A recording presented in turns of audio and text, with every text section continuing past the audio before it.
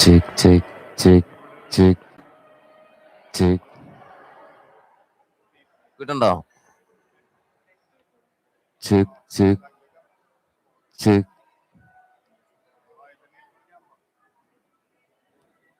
Check, check, check. Hello, hello.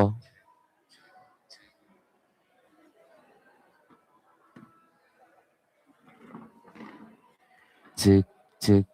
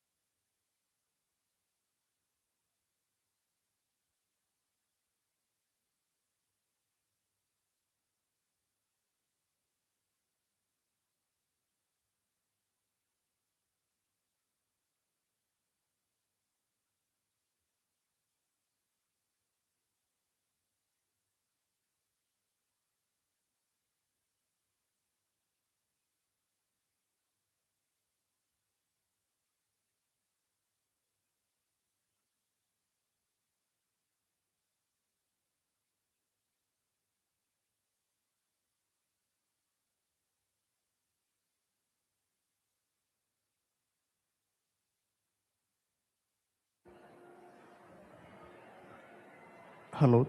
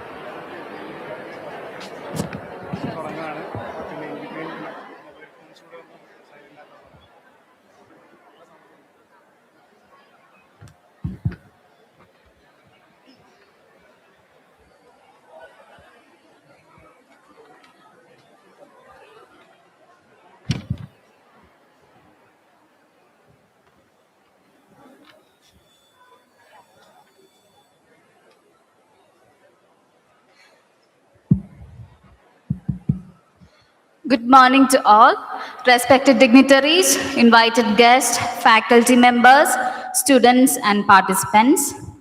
Now we are officially starting our today's program, so I request everybody to keep silence and to kindly switch off your mobile phones so as we can go on smoothly. Please. Okay, thank you. A very warm welcome to each one of you to Professor Thanu Padmanabhan Endowment Lecture, organized as a prelude to the 38th Kerala Science Congress.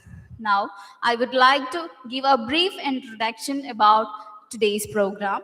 The Kerala Science Congress, organized annually by the Kerala State Council for Science, Technology and Environment, continues to be a premium platform for scientific exchange and interdisciplinary dialogue.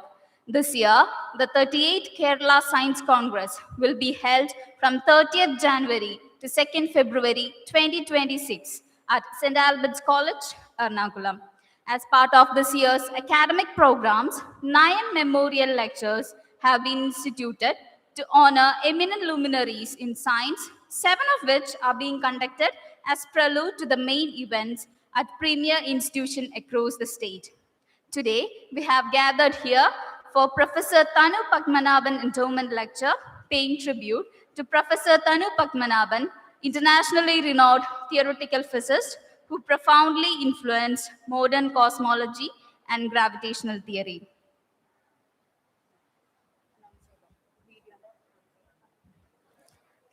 Before we move on to the formal ceremony, we will now watch a short video showcasing the initiatives of KSCST.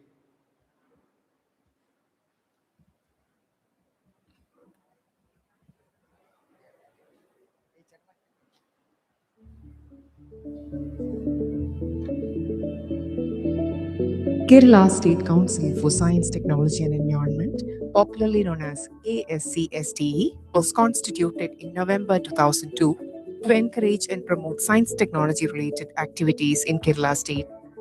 It was done by reconstructing the erstwhile State Committee on Science, Technology and Environment, which was established in 1972 in concurrence with the science policy of the Government of India. Over the past 2 decades, KSCSTE spearhead the science and technology activities of the state in general and its own R&D centers in particular. With its headquarters in Thiruvananthapuram, 7 R&D centers, 3 grant-in-aid institutions, 2 centers of excellence and 3 science parks are functional under the council. Our R&D centers are Center for Water Resource Development and Management, Kundamangalam, Kozhikode, Malabar Botanical Garden and Institute of Plant Sciences, Pukkunnu, Kozhikode, Kerala Forest Research Institute, PG Thrissur, Institute of Climate Change Studies, Kanjikuri, Kottayam, Srinivasa Ramanujan Institute of Basic Sciences, Vellur, Kottayam, Jawaharlal Nehru Tropical Botanic Garden and Research Institute, Palur, Thiruvananthapuram, National Transportation Planning and Research Center, Akulam, Thiruvananthapuram, Sophisticated Test and Instrumentation Center at CUSAT, Kochi, Community Agro-Biodiversity Center at MS Swaminathan Research Foundation, Wayanad, Integrated Rural Technology Center at Palakkad are the grant-in-aid institutions of KSCSTE. KSCSTE has also facilitated the establishment of Sri Chitra Tirunal Institute of Medical Science and Technology, Rajiv Gandhi Center for Biotechnology, National Center for Earth Science Studies, and Institute of Advanced Virology. At the headquarters, we initiate several programs to advance the science and technology objectives of the state. Programs for students include Scheme for Promoting Young Talents in Science, Student Project Scheme, and the Pratibha Scholarship for UG and integrated PG students. For researchers, we have KSCST Research Fellowship for PhD scholars, Postdoctoral Fellowship for post-PhD research, Partnering Academic and Industrial Research Scheme to promote translational research through academic-industry linkage. Our programs for mid-career researchers include Ecology and Environment Program, Science Research Scheme, and Engineering and Technology Program. Programs for women in science include Back to Lab Research and Postdoctoral Fellowship. These programs support women researchers with a break in career. KSCSTE also operates an entrepreneurship development program for SC/ST women in STEM. To support R&D initiatives from superannuated scientists, we operate the Emeritus Scientist Scheme. Selective augmentation of research and development and Shastra Bhoshani, science labs for government high schools in Kerala are two of our science infrastructure development programs. Under Shrestha program, KSCSTE nurtures Center of Excellence for world-class research in various domains. Our programs for technology development include APJ Abdul Kalam Youth Challenge Program, Rural Technology Program, Technology Development and Adaptation Program, and Engineering Support and Coordinated Research for Specially Talented Children. We initiate environmental conservation in the state by Environmental Information Awareness Capacity Building and Livelihood Program, National Green Corps, and Wetland Technical Unit. The Kerala Biotechnology Commission supports biotechnology development programs, which include biotechnology research support, schemes for industrial collaboration, and entrepreneurship development in biotechnology, Young Investigators Program in Biotechnology, Kerala Biotechnology Re-Entry Fellowship, Biotechnology Innovations for Rural Development, and our capacity building initiatives, notably the DBT Skill Vigyan Program and Human Resource Development in Biotechnology. Activities of the Patent Information Cell and the Intellectual Property Rights Information Centre Kerala facilitate IP awareness and patent-related activities. KSCSTE Scheduled Caste and Scheduled Tribe Cell is a DST-supported project that provides S&T solutions for the development of SC/ST communities. KSCSTE Shastra Puraskaram, Kerala State Young Scientist Award, and Science Literature Awards are notable science and technology awards instituted by the Council. KSCSTE is honored to recognize legendary scientists and science advocates through the Kerala Shastra Puraskaram. The National Children's Science Congress, Technology Festival, and Rural Innovators Meet are other important science popularization programs. KSCSTE also supports the observation of National Mathematics Day and National Science Day programs in the state.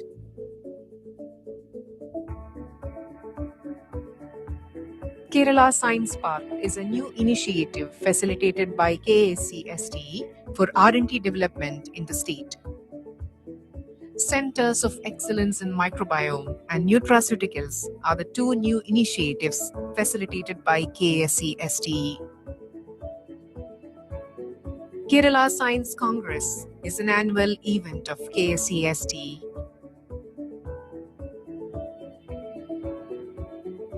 The event includes 9 memorial lectures to honor the S&T visionaries and to cherish their contributions.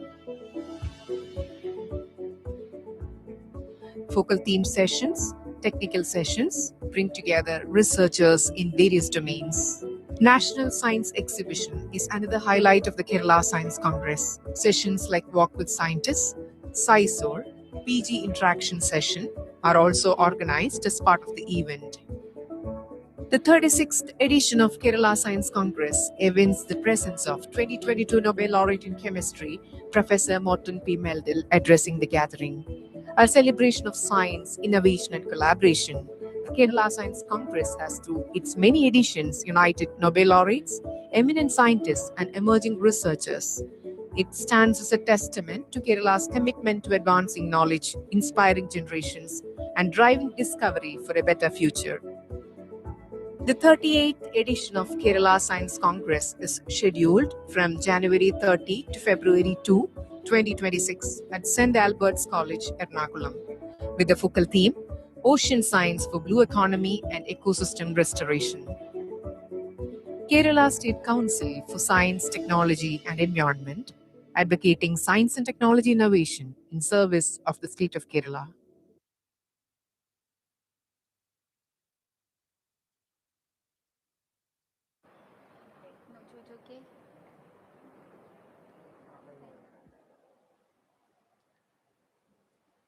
Thank you. Thank you all.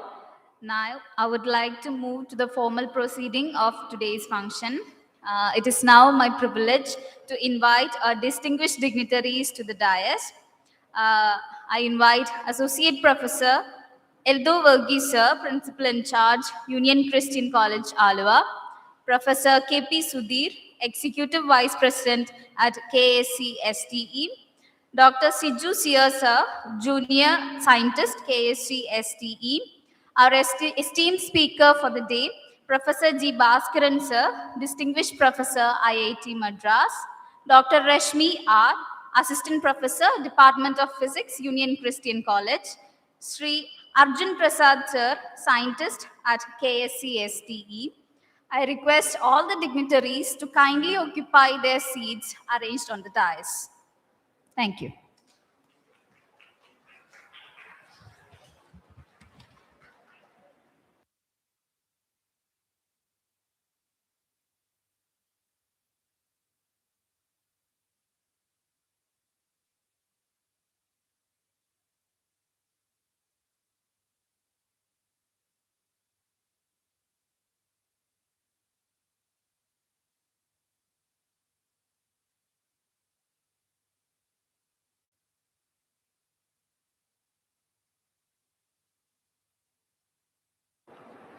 So let's start with our formal proceedings. Now I invite Associate Professor Eldo Verghese, Sir, Principal in Charge, Union Christian College, to deliver the welcome address.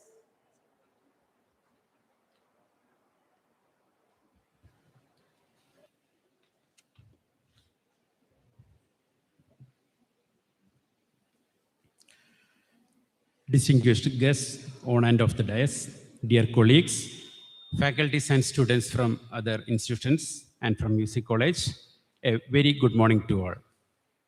On behalf of Union Christian College, it's my honor and privilege to extend a warm welcome to each one of you to the Thanu Padmanabhan Memorial Lecture, organized as a prelude to the 30th Kerala Science Congress. Today's gathering brings together a vibrant community of scholars, scientists, teachers, and students, all united by a shared curiosity and a deep respect for scientific inquiry. First and foremost, I would like to extend a very special welcome to today's chief guest, Professor G. Bhaskaran sir from IIT Madras.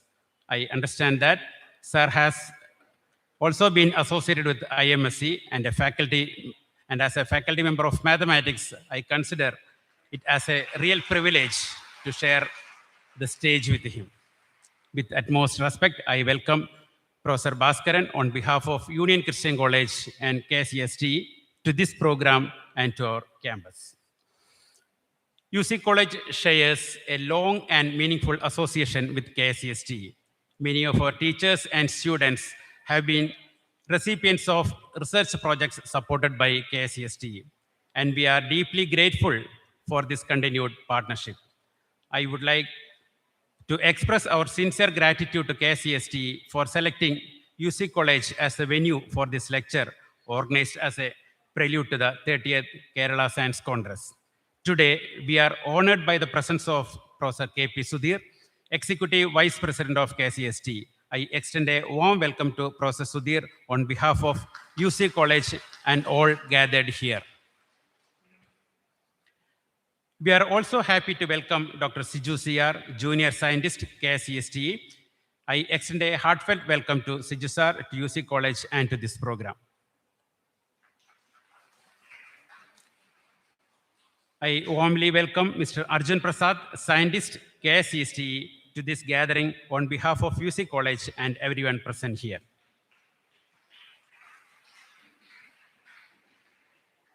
Next, I extend a warm welcome to all participants who have joined us from neighboring institutions. Your presence enriches this program and strengthens the academic spirit we collectively uphold. I also warmly welcome all our colleagues and students to this event. This program is not only honors the remarkable legacy of Professor Thanu Padmanabhan, but also inspires us to continue nurturing a culture of learning and discovery. I hope today's lecture enriches our perspectives and opens new pathways of thought. Thank you all for being here and for making this occasion truly meaningful.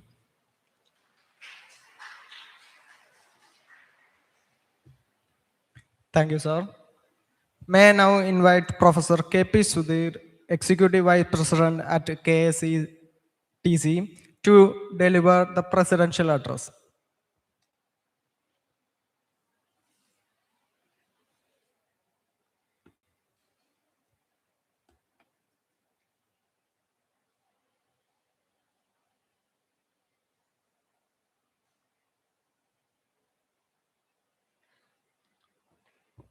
Good morning, everyone. Professor G. Bhaskaran, Distinguished Professor of IT Madras, and also the Emeritus Professor or Honorary Professor of the Institute of Mathematical Sciences, Chennai. Dr. Minnie Alice, who is not here today, I guess, the principal of the Union Christian College, Aluva, popularly known as UC College, Aluva. My colleagues, Dr. Siju R., Arjun Prasad, Dr. Rashmi R., other faculty members of the UC College, my colleagues from KCST and other R&D institutions, and my dear students. It's indeed a pleasure for us to organize this event in UC College, Aluva. When we were looking for a venue to organize Professor Thanu Padmanabhan Memorial Lecture, in and around Cochin and Thrissur is what we were looking for. So the first name came up to us, our mind was, of course, UC College, Aluva. I have several of my friends who have studied here and alumnus of this college. So naturally, I used to know about UC College very much in earlier days as well. But when I joined to the KCST as the EVP, I also realized that UC College has a lot of association, as rightly said by the principal in charge here. So we had no other option. We had basically the first option was UC College, and we approached the authorities, and there was no hesitation for the authority to organize this event, and they said yes. So thank you very much to the management and the team of UC College for hosting this event today. I guess all of you have seen the video which was portrayed here about the KCST and its activities. So one of the unique event being organized by the Kerala State Council for Science, Technology and Environment, as compared to any other state councils of the country. There are around 28 state councils, each of the state has a state council. Compared to any other state councils of the country, KSTST has some unique events. So one of the unique events is the Kerala Science Congress. We are hosting the 38th edition of the Kerala Science Congress during January 30, 31st and February 1st and 2nd of the next year at St. Edward's College, Ernakulam. The reason I said unique is no other state organizes a science congress. Second thing is there used to be an Indian Science Congress hosted by the Indian Science Congress Association earlier, but unfortunately it has been discontinued for the last 2 years for various reasons.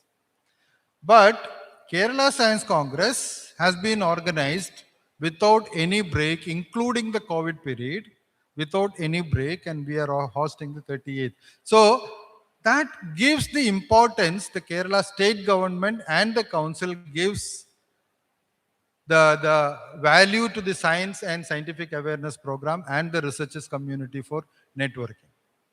Primarily, I believe, and I guess all the researchers also believe, that the research happens through peer interaction and networking. It is not that you can sit at a point and start doing research through literature review alone. You need to interact with your own peers, your own colleagues who are interdisciplinary in nature, then bring out a problem and try to develop solutions. And that is what is facilitated through scientific conferences. And that's the very purpose of organizing Kerala Science Congress, where interdisciplinary and multidisciplinary people, researchers, academicians, students, scholars, and several other dignitaries come to a same platform, single platform, and they do interact each other so that the exchange of ideas happen, the networking happen, and the collaboration start. So that is one of the reasons we want all the students as much as possible to attend the Kerala Science Congress, so that now you get introduced to the world of scientific research and ignite your scientific research process in your mind. So I invite all of you to come for the Kerala Science Congress, which is being held in your neighborhood, maybe around 20-25 kilometers away from here, on January 30th, 31st, and February 1st and 2nd of the 2026. Now, as part of the Science Congress, Kerala State Council has also started primarily recognizing the contributions given by eminent scientists from Kerala origin.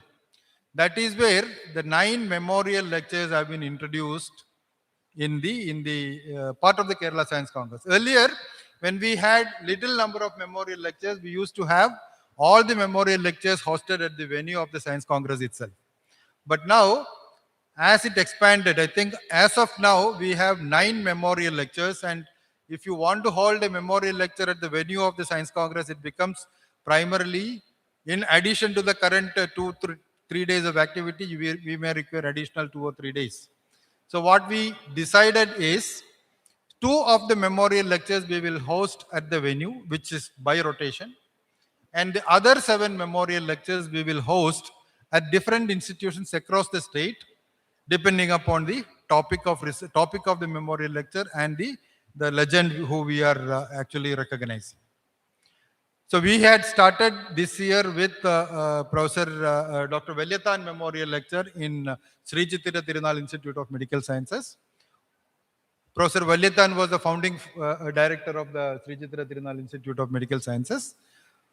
And as was portrayed in the video, Sri Chitira Tirunal Institute of Medical Sciences, which is now internationally known for cardiology and neurological research and treatment, was established by the Kerala State Council for Science, Technology and Environment. When it came to a matured level, then the government of India took over it. Similarly, there were other institutions which were developed or initiated by the KCSTE and taken over by the central government for better investment and better planning.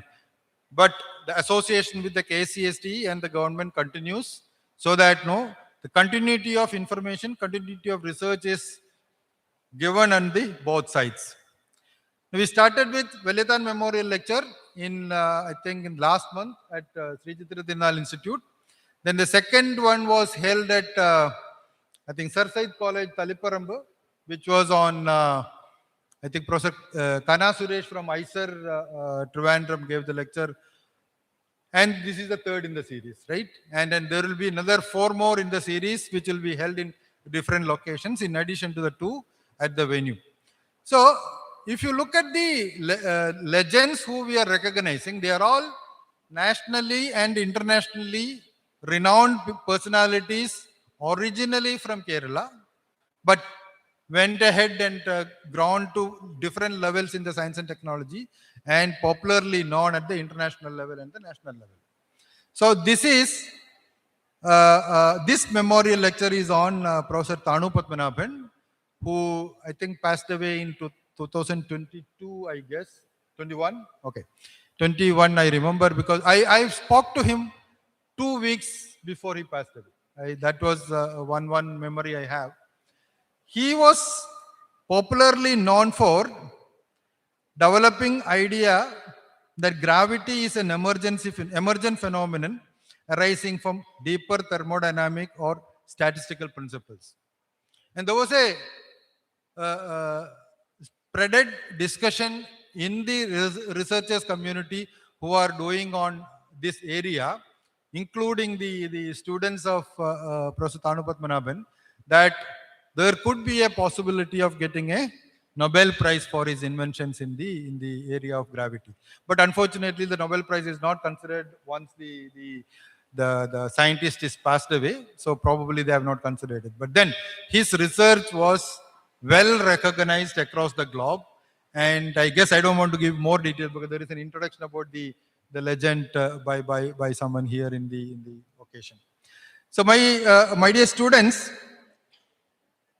if you don't know anything about the activities of Science and Technology Council in Kerala, there are ample opportunities for you to interact, not only for students, including faculty members. There are scholarships for you. There are research fellowships for you if you are interested in pursuing your PhD and postdoctoral studies. So our schemes span from 12th standard student until a retired faculty or a scientist who can. I guess there is a retired faculty from UC College is working as an emeritus scientist in one of our institutes at Srinivas Ramanujan Institute of Basic Sciences in Kottayam. And based on the research which is done at the SRIPS Kottayam, she has actually filed a patent. So what I mean to say is, Science and Technology Council in Kerala supports every kind of activity to create awareness, to promote science, to conduct research, and all kinds of schemes and programs are designed in that way. In addition, even if you are a school dropout or a college dropout, or your friends, if you have, they can walk into our institute, walk into KCST and say that I have an innovative idea which I wanted to experiment, we will support you that. I am glad to say that a 10th class dropout has walked in our institute and tried to develop a instrument or an equipment for hearing impaired people, which is successfully developed now and will be launched in the very, very near future. So Kerala government has been very, very proactive in promoting science and technology in the state through various schemes and programs, irrespective of the age or educational background which the recipient is belonging to. So that is the way the Kerala government has been supporting science and technology, and you know about the educational status of Kerala state. And in that sense, Science and Technology Council of Kerala is working efficiently, and we will also strive to get more and more opportunities for the students and faculty members as well as the common public in protecting the science temperament. I don't want to give a long and elaborated talk on the presidential address. My purpose was to introduce the scheme before you and motivate all of you to listen to the legendary talk which is being planned by Dr. G. Bhaskaran. And one of the reasons we select colleges for memorial lectures is we invite very, very eminent people to deliver the memorial lecture. And the students of the college or students of the institute might not get an opportunity very, very frequently to listen to such personalities. So I'm very glad that Dr. G. Bhaskaran accepted our invitation to give this talk, and he is very well known in the scientific community as a good teacher. So I'm pretty sure that the talk he gives will be very, very informative, and you will all get benefited by his speech. And please do interact with him. You will not get this opportunity very often. So do not hesitate to ask questions and clarify your doubts if at all any. And do interact with him and make use of the opportunity to the maximum possible way so that you get benefited by these kind of activities. Thank you very much, and I wish all the best for the function. Thank you.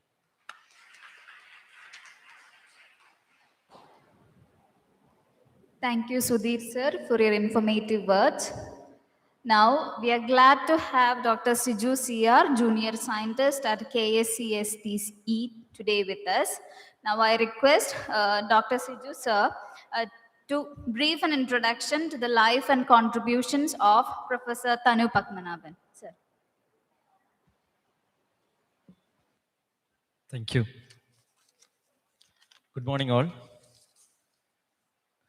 Respected Professor K.P. Sudhir, Executive Vice President, KSCST, and Professor G. Bhaskaran, Distinguished Professor, IITM, and principal in charge, and other colleagues and friends, students.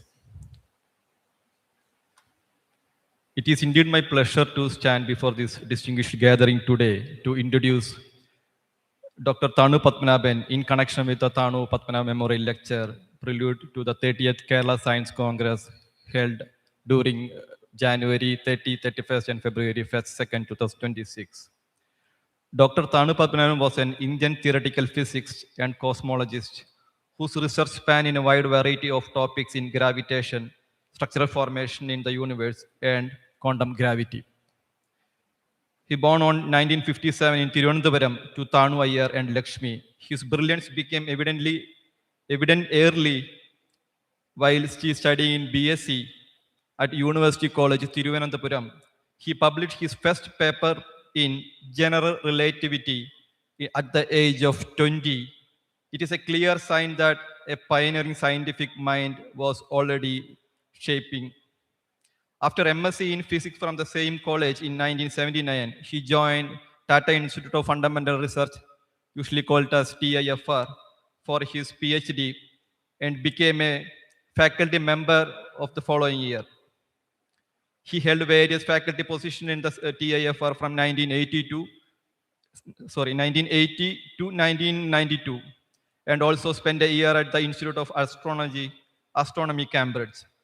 Later, he moved in 1992 to the Inter-University Center for Astronomy and Astrophysics, Pune, where he served as a dean of core academic program for 18 years. Dr. Padmanabhan's career was intertwined with service to national and global scientific bodies.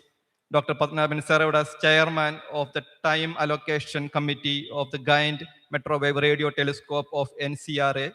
He was chairman of the Indian National Science Academy, and he is also served as a president of the Cosmology Commission of the International Astronomical Union.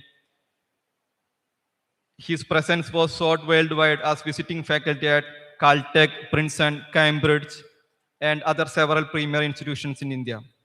His remarkable scholarship brought him nearly all major scientific distinction, among them Shanti Swarup Bhatnagar Prize in 1998, Padma Shri 2007, and Infosys Science Foundation Prize in Physical Science in the year 2009, Kerala Shastra Puraskaram 2021, along with several international accolades.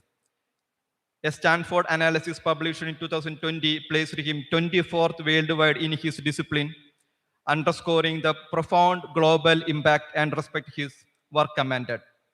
Dr. Padmanabhan's research reshaped our understanding of gravitation, cosmology, structure formation, and quantum gravity. He published nearly 300 papers and reviews in international journals and 10 books in this area. Beyond the scholarly world, he was an extraordinary communicator of science. He delivered over 300 popular science lectures, wrote more than 100 articles. Dr. Padmanabhan served as a chairman of the Program Advisory Committee of KSCST flagship program called SAD, Selective Augmented Research Development Program. This scheme is intended to strengthen basic infrastructure facility and program R&D activities in university departments, colleges, and R&D institutions. Additionally, he offered a valuable and insightful guidelines during the establishment stage of the Srinivasa Ramanujan Institute for Basic Science in Kottayam. On 17 September 2021, Dr. Padmanabhan passed away in Pune at the age of 64. His departure left a profound void, but his students, colleagues, and friends spread globally with the scientific temper of the mentor who guided with clarity, humility, and boundaries enthusiasm. Dr. Padmanabhan was not merely a scientist, he was a traveler of the cosmos, a seeker of truth, a builder of new intellectual pathways. In his personal webpage, written a quote of great poet Antonia Machado, "There are no paths, paths are made by walking. There are no paths, paths are made by walking." By walking with conviction and imagination, Dr. Padmanabhan carved new pathways in our understanding of the universe itself.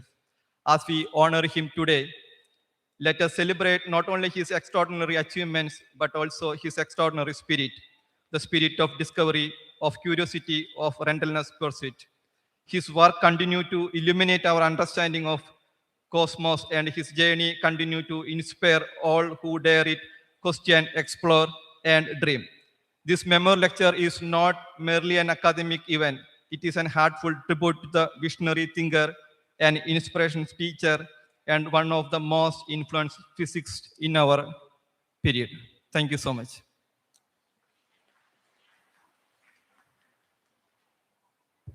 Thank you, sir.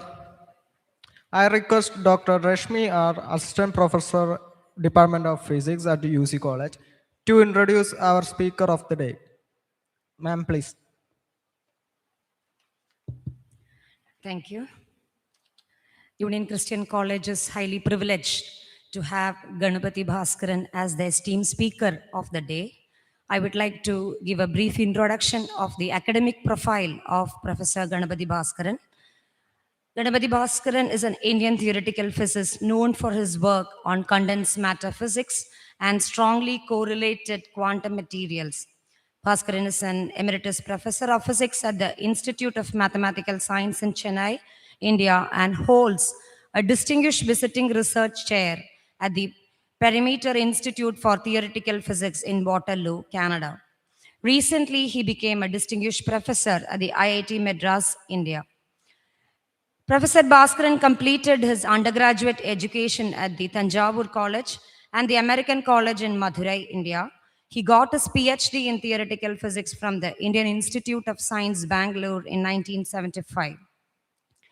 In 1987-88, Professor Bhaskaran, along with P.W. Anderson is the person who shared the Nobel Prize in 1977 for his work in superconductivity. Along with P.W. Anderson at Princeton University, he developed a resonating valence bond theory to describe the behavior of high-temperature superconductors. Bhaskaran is also known for his discovery of emergent gauge fields in strongly correlated systems.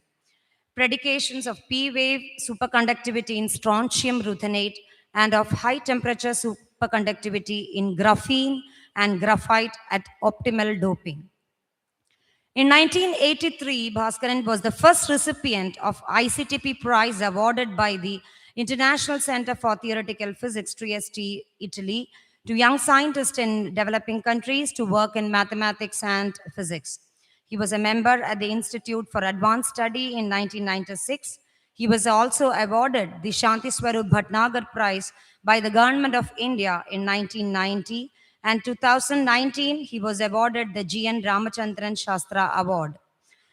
With these words, I would like to welcome you, sir, to the Union Christian College, Aluva, to deliver this lecture. On behalf of Union Christian College, Aluva, and KSCST also, I would like to give our students an opportunity to interact with this eminent speaker. So with these words, we will hear from our eminent speaker. Thank you. Thank you, Rashmi ma'am. We now come to the highlight of today's program, the Professor Thanu Padmanabhan Endowment Lecture. And I consider it my honor to invite Professor G. Bhaskaran, Distinguished Professor from IIT Madras, to deliver the memorial lecture. So as we proceed, I request all the dignitaries to occupy the seats in front. Thank you.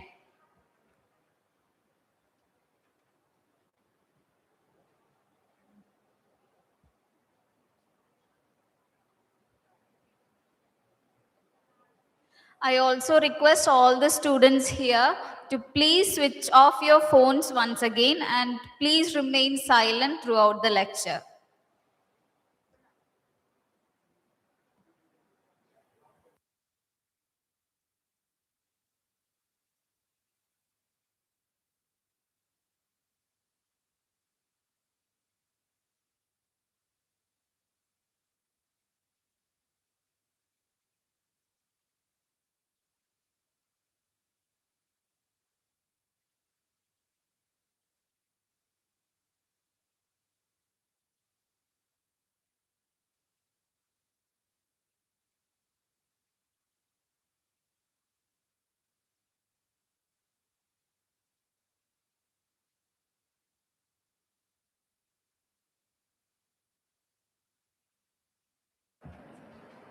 You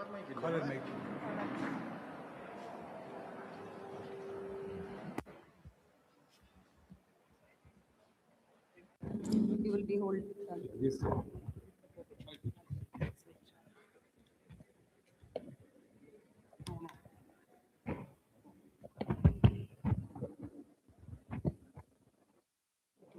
Yeah. You please put it.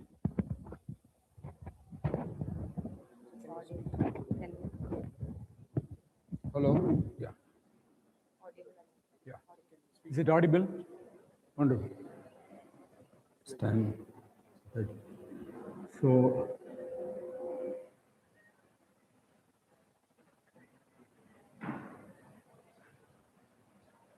Okay. Very good. Yeah. Good. Yeah. It's fine. Now we'll go back to the first one.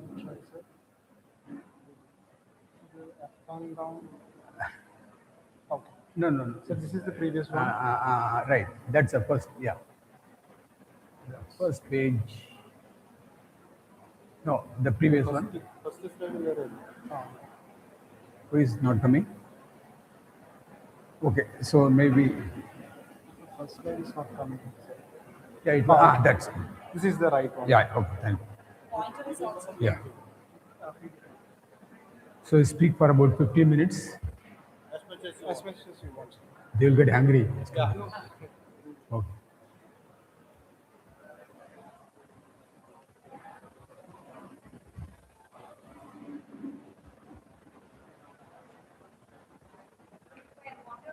Sure, sure. No problem. Thank you.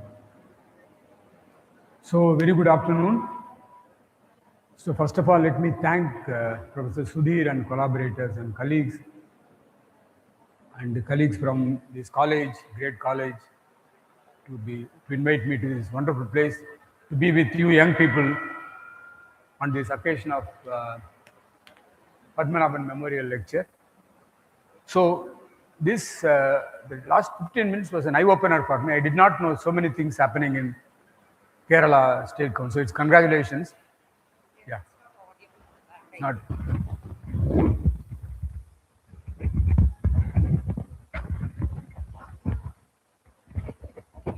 Yeah. Is it audible now? Of course, some of the people are very busy talking among themselves. So let me first of all say that I'm very happy to be here with you young people, and it'll be like a storytelling, and I'm not going to give you any serious lecture. So let me start with Paddy. By the way, Padmanabhan is called Paddy among friends. So Thanu Padmanabhan is called Paddy, so I'll also call him Paddy. So I'm very glad that Kerala Science and this organization is having this memorial lecture for this great guy. He was really a great man. So I'm very fortunate to be giving the memorial lecture and also meet old friends here. And I remember that I was invited to this place to conduct an academic program about 4 years ago at the beginning of COVID. I refused to come because the COVID onset was there. So I'm glad I didn't come because it would have spread more. Anyway, I'm glad I have to be here now. So I was a faculty member at the Department of Theoretical Physics, University of Madras, where I knew friends from here sitting in the second row. So at that time, Paddy I visited. He was a young student from Thiruvananthapuram, very bright and so on. So that's the first time I met him, I think around 1978. At that time, Rajsekaran and P.M. Matthews were the head, and A.P. Balachandran was a regular visitor. In fact, there were 3 students from Thiruvananthapuram. A.P. Balachandran, the one is Padmanabhan. Second one was Parameshwaran Nair, who is a professor at City University of New York, and Rajiv, who is in Syracuse or Rochester. So the students had come to Max, Department of Theoretical Physics, and we used to discuss. So let me spend next 5 minutes about Paddy's fans and friends. Paddy had fans and friends all over the world. In fact, I was a long-time collaborator of P.W. Anderson. I spent several years there. So during one of my visits, I think around the 1995 or so, I met some friends from astrophysics department of Princeton, which is a very famous department. I asked them what are they guys doing. They said that they are reviewing Paddy's book chapter by chapter every week. They were having group discussion, and so I was structure formation in the universe at the astrophysics group at Princeton. This was the time that I was very proud. I told them I know Paddy very well from the student days, so it made me very feel proud. So this is one example. So Paddy had fans all over, from Chile, from Argentina, from Australia, and so on. And also I wanted to tell you, since these days YouTube is available very easily, there is a beautiful lecture given by Paddy, I think in 2020, colloquium at IIT Gandhinagar, about a colloquium on general theory of relativity, quantum phenomena and general relativity, and so on. It's a beautiful lecture. I encourage students to listen to it because it's like storytelling. It's a very nice talk by Paddy. Sorry, I forgot to put the link there. Now, second one is, see, there is a doctor at Chennai. He's a cardiothoracic surgeon. He has a blog. He had a blog. Now it's so. He writes about physics, among other things, mathematics, and so on. So he has a blog called "How Blow Hot and Hot to Cold." So there he talks about Paddy's work. The space-time obeys Einstein's equation because of the atoms of space-time maximize entropy, just as a gas obeys gas laws because the atoms of gas maximize entropy. That summarizes the fundamental work by, very important work by Paddy. And this is done by a doctor. And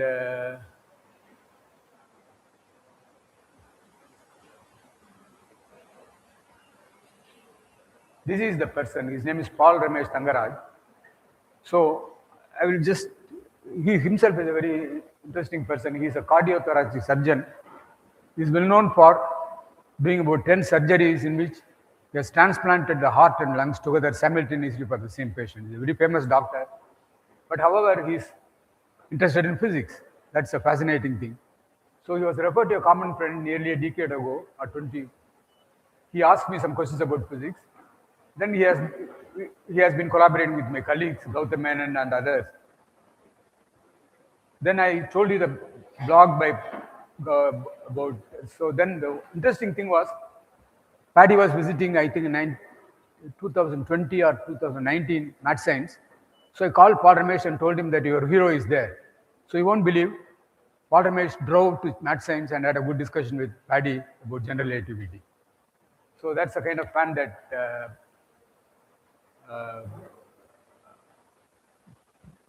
Paddy had. Okay. Now let me go to my topic. So I'm going to talk about riding on the quantum wave. So riding on the wave means, take an opportunity when there is some new development that's going on, take full use of it. That's the meaning of riding on the wave. Okay. Before that, I will tell you a little bit about myself. See, I'm from a poor family from Madurai. My father and family migrated from South Tamil Nadu during a big famine. They are poor but happy family. Then, they had good values and so on. I was fortunate to study in St. Mary's Elementary High Schools in Madurai, and also the American College at Madurai, Theology College Madurai. And then these roughly, but what is important is love, sacrifice, and guidance. Family, friends, and teachers were responsible for my growth. I acknowledge them because it's very important in every one of your life. You should remember, human values are more important than anything else. Human relations are more important. That you can see in my families. My father had studied only 2nd grade, my mother 8th grade. They worked hard and they had raised 9 children. We were 9 siblings. And they taught us good values and gave us full freedom. In fact, one thing I remember is, since my dad did not go to school, he told me one thing, that when you go to school, you should respect your teacher. You should never be naughty in the class. So that I followed till the end. So it's because of that my teachers took me interest in me. I remember when I was studying 8th grade, Mr. Savari Rajan, who was a maths teacher, he asked me, why am I failing in my maths exam regularly? I used to get never more than 18 marks in my class. He asked me, why am I failing? He said, Sir, I understand whatever you are saying in the class. Then what do? I sit at home before one day before the exam. I revise everything. I understand it. Then he asked, what do you do? I go and sit in the exam hall. Nothing comes out, sir. I'm not able to prove anything or not solve any problem. So he said, do you do your homework? I told him, no, sir. I help my mother not do my mathematics homework. He taught me how to do mathematics. He took two special classes for me for a couple of months every day. Then that changed my career. Similarly, my English teacher at 10th standard. So teachers played very important role. So please remember that. Okay. So I'm from the Institute of Mathematical Sciences, where you know about it roughly. This is a small campus. It's not like Kerala. It's 10-acre campus, but it's green, and you can see these are all the pictures that I took. Oh, it's not audible. It's not properly audible. It's just some. Because it's my problem, or No, you can. Also- not moving so much, so I okay, we will very have, good. so you can remove this. You can stand here. You are not moving so much, so we will arrange this. Okay, very good. You want to remove this? Yeah. Please remove it. And this is fine. It's okay for you to stand. Yeah.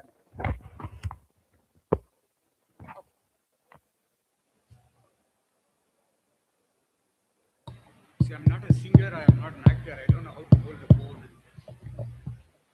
Okay, so is it better now? Good. So I will try to stick to this area, Yes. but I will keep walking away often. Okay, very good. So this is my institute, many of you know about it.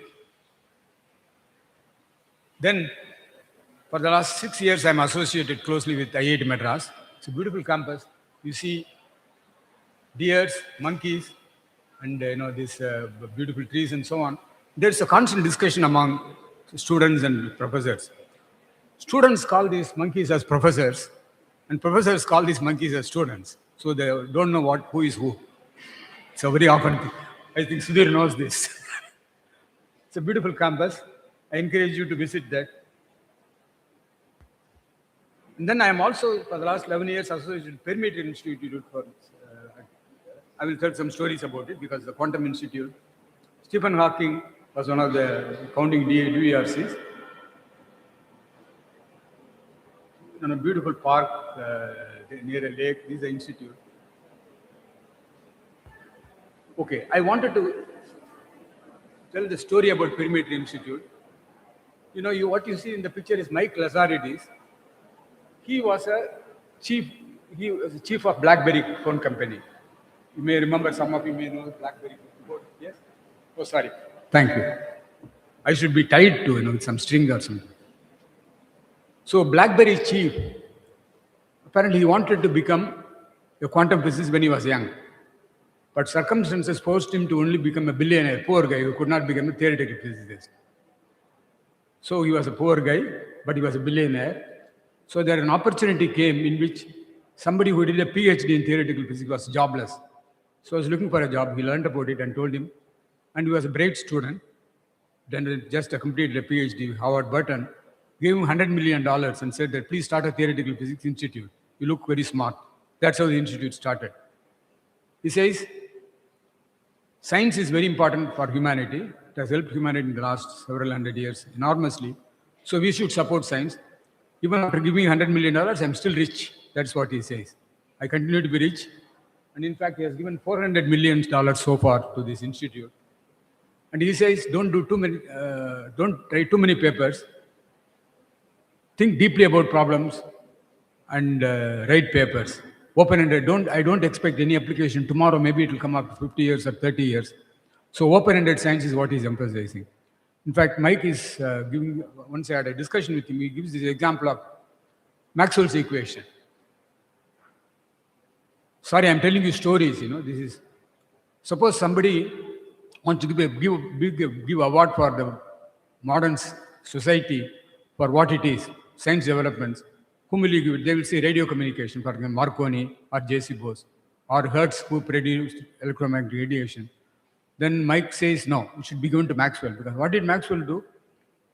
There was Ampere's law, Biot-Savart law, Faraday's law. They're all separately there. So he put together using calculus, and he was shocked to find out electromagnetic wave equation, which predicted existence of electromagnetic radiation with wavelength going from 0 to infinity. And he was even more shocked when he found that the velocity of the electromagnetic radiation that he predicted coincided with the velocity of light known at that time. So that was a big shock to him because nobody connected light with electromagnetic radiation.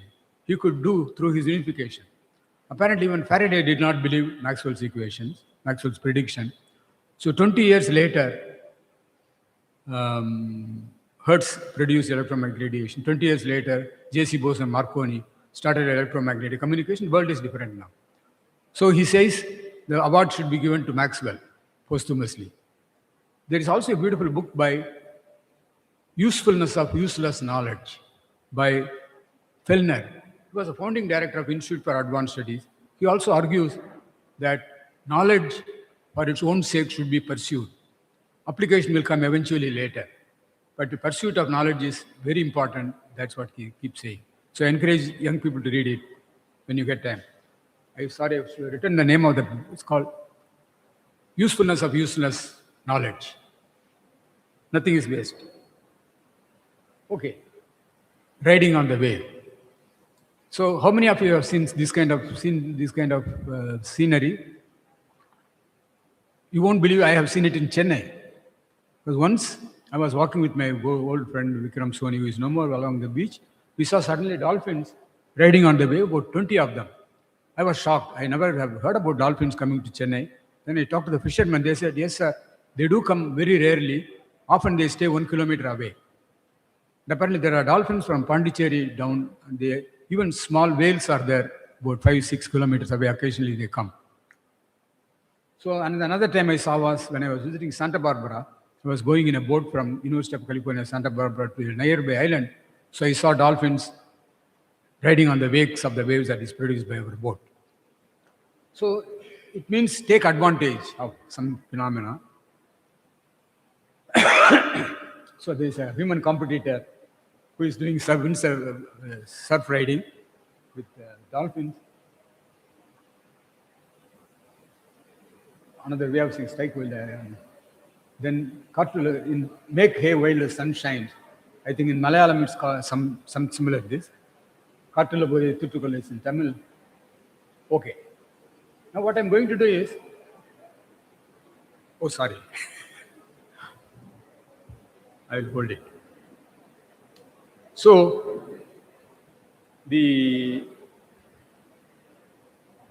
I'm going to talk to you about quantum physics and an invitation to quantum physics. If you are a biologist, don't worry about it. You can learn quantum physics. Quantum physics is very simple actually, as I will try to show you. If you know what is the meaning of 2x2 matrices, how to diagonalize the 2x2 matrices, you can do quantum mechanics. You can become famous. That's what my friend Simon says, my colleague.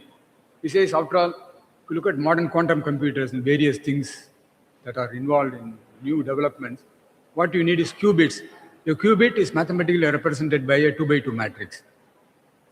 And then when you have many qubits, they are direct products of 2x2 matrices. So that's the mathematics that you need. You don't need to know differential equations and complicated things, wave function interpretation and so on. So I will try to illustrate that in the example. Okay. Now, Prabhanjam, if you look at the universe is quantum. We all, since Newton and our ancestors discovered classical mechanics, we thought the world is classical. But thanks to Planck, right at the beginning of last century, he realized that there is something quantum about the world. The world is quantum mechanical. The light that you see comes as quanta. That was Planck's hypothesis, energy quanta. And associated with this a Planck's constant, which is a small number. So, if you look at the beginning of the universe, if you talk to Paddy, you will say there are quantum effects also at the beginning, inflation theory. What you see as a cosmic background radiation, fluctuations are quantum fluctuations that have grown in time into large scales. So quantum is everywhere. Like there are issues of dark matter, dark energy everywhere. You study sun. Do you know sun is a fusion bomb? We are getting light from the sun because of, as you know, nuclear fusion. So constantly it's going on, and that's a quantum phenomenon. There is a tunneling of two protons overcoming the Coulomb barrier and initiating a nuclear reaction. So it's very, very important. So quantum is everywhere in it. Not only that, in biology and so on. So universe is quantum is the right way of saying it. So in 1925, wave mechanics started by Schrödinger. 1990, Planck gave the hypothesis of quanta. So he said there has to be a fundamental difference in statistical mechanics and classical mechanics. It has to be, so he introduced the notion of Planck's constant and Planck distribution and so on. Then Bose did very important work of Bose statistics. It's a very famous correspondence between Bose and Einstein. Then came wave mechanics. Matrix. The United Nations declares 2025 as the International Year of Science and Technology. Okay. Now, it's fair to say that science has performed miracles. The miracle of radio communication, the miracle of material science, transistor to IC chip, the miracle of information technologies, and it offers new possibilities. A new discovery in solar energy can put the world the right path to eliminate climate change catastrophe. A new discovery in genetic engineering can make us angels, quantum computers, room temperature superconductors. So science has opened enormous possibility. That's why we are saying that we are at the brink of new development. So we have to ride on the way. So what's different about human species? So we discovered fire, efficient communication, language, literature, art. Then if you look at the evolution of humanity, mathematics and science is something very special that has changed the course of history of humanity in the last 200 years. So we have countries, we have society, we have cooperation, collective, we have weapons, we have organized war, we fight, we despair hope.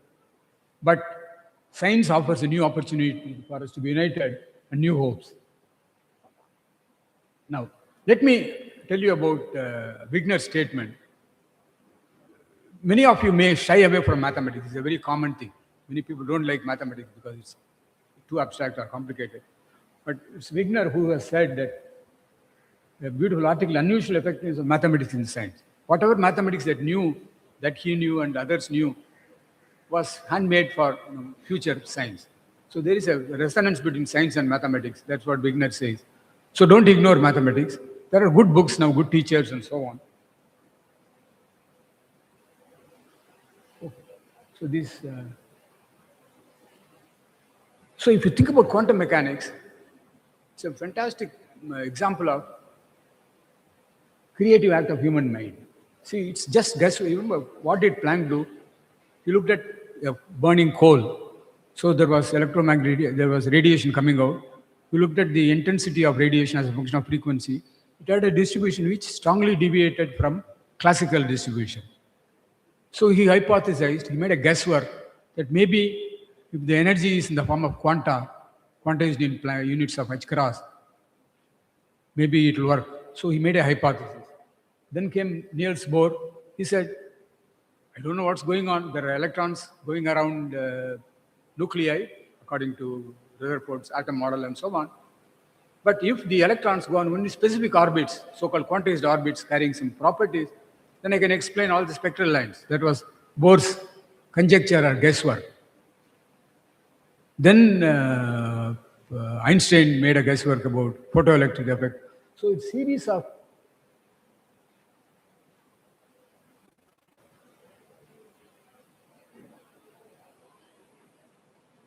sorry,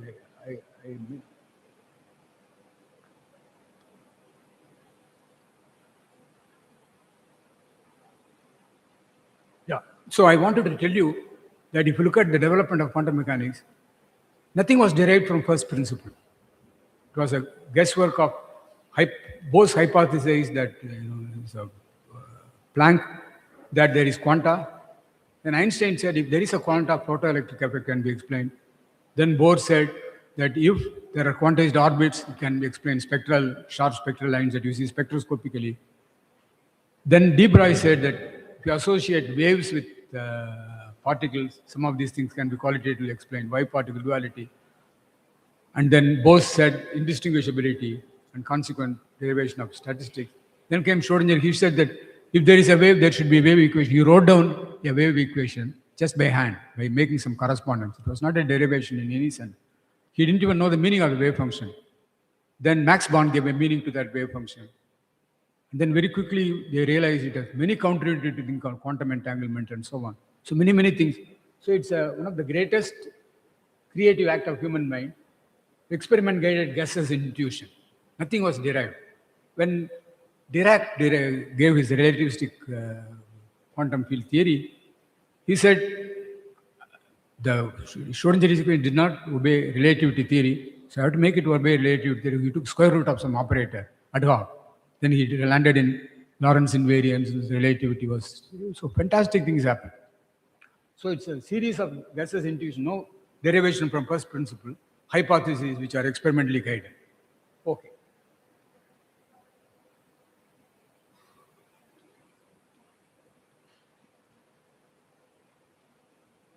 Now, this is something here again.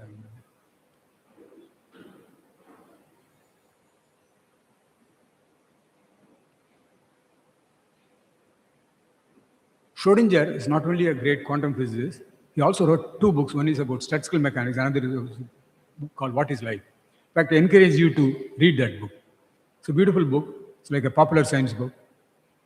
He hypothesized how quantum physics is going to play a role in biology. So he's supposed to have predicted that before genes were discovered experimentally, that somehow hereditary information has to be carried in a one-dimensional sequence, a periodic, that became a DNA later. So a quantum physicist is making an important discovery. So that was Schrodinger. Then another phenomena is fantastic. How visits of scientists, I'm very glad that Kerala Society is doing all these connections. And it's very important because to Sommerfeld, who was visiting Raman. Raman invited Sommerfeld, because Sommerfeld was a great scientist already, and he has produced outstanding students. Even though he never got Nobel Prize, he was not unhappy about it, but 4 of his students got Nobel Prize. So Sommerfeld apparently came to Calcutta. He landed in presidency in Chennai, and he took a train to Calcutta to visit Raman.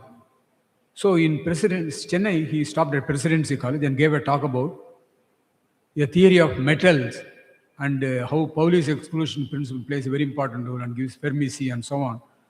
And sitting in that lecture hall was young Chandrasekhar, undergraduate student like you. So he took notes of this phenomenon and tried to understand it, and his mind reached for the stars. He said that maybe this is applicable in stellar phenomena, because if we take any massive body, very massive enough, then it will implode because there is a gravitational pull. Then what prevents it from collapsing?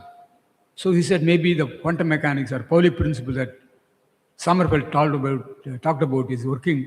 So that became famous Chandrasekhar's mass limit, and that's the beginning of black hole physics and astrophysics. See, a simple observation, a careful observation of a lecturer and application to elsewhere, Chandrasekhar became very famous. And you can say that many of these recent developments in digital camera and so on can be attributed to astronomy, because it's to make better astrophysical images. They created chips which became later useful for cameras and so on. Okay. So now let me just skip, because you may have heard about quantum computer, all of you, whether you're biology or economics, you heard about quantum computer, machine learning and so on. So there, what is important is there are something called qubits.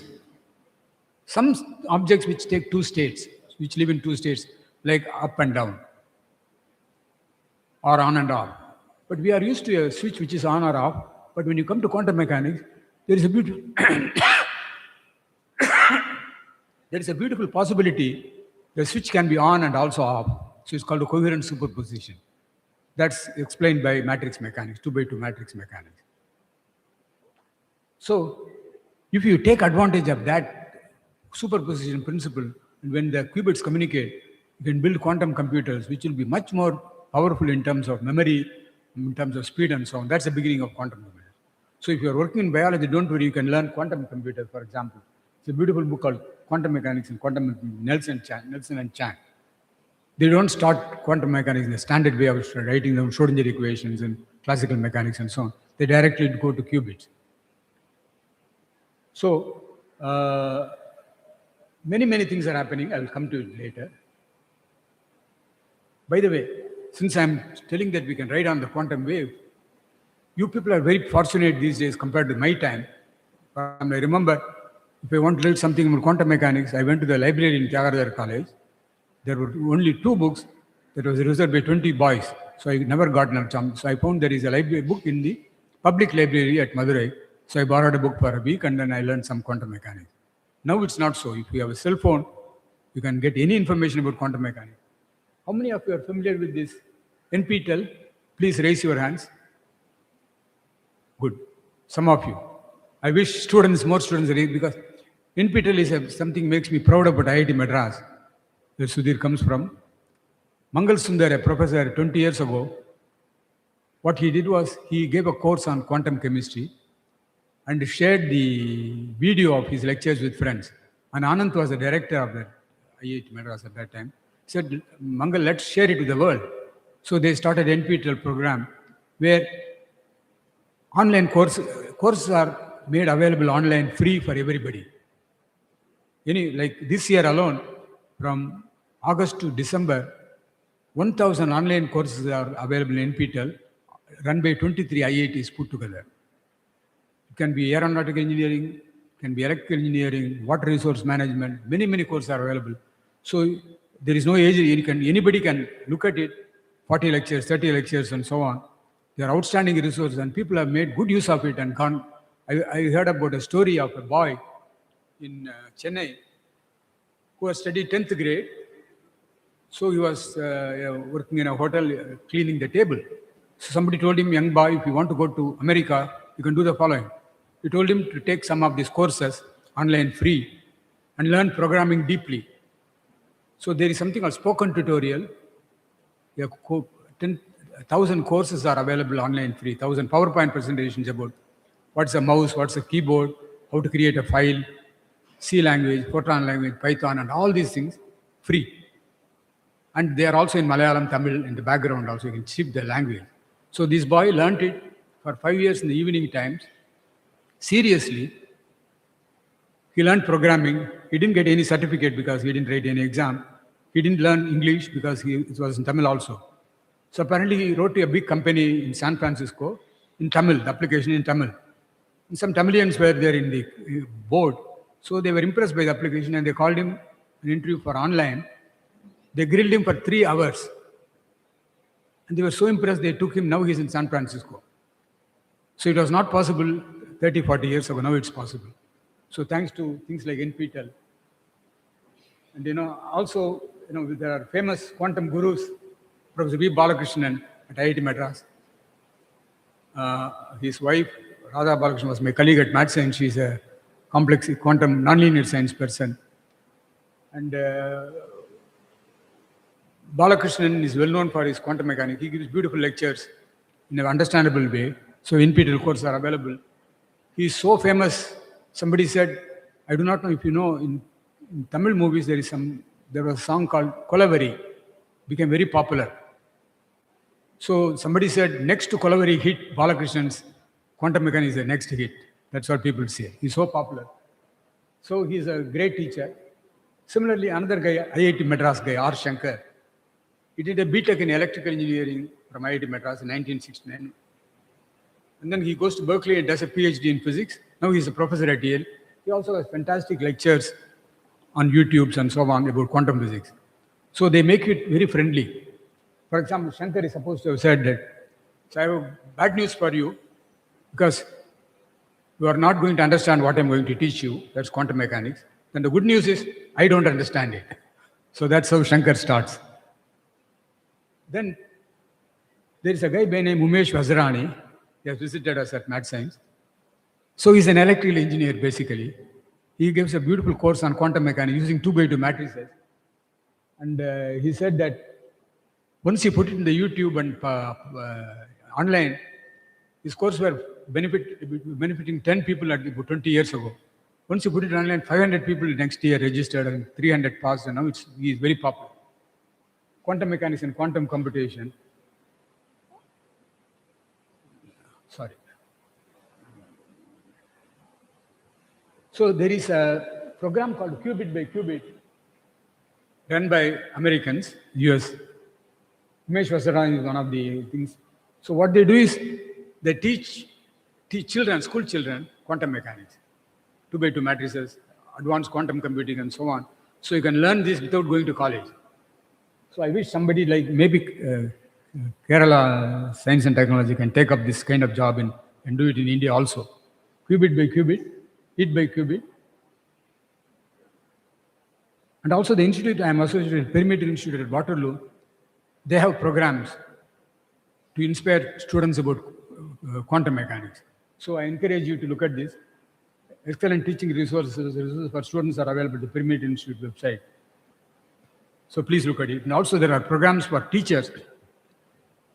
Some of you teachers may like to go there for special programs. They give you, depending on how valuable you will be, with travel support and so on. So it is a very nice place.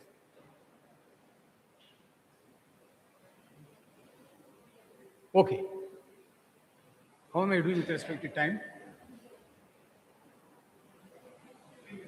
15 minutes. I have finished quantum mechanics in 15 minutes. Okay. So you can see the random walk I'm doing. I'm just telling you. No, just sorry. Thank you.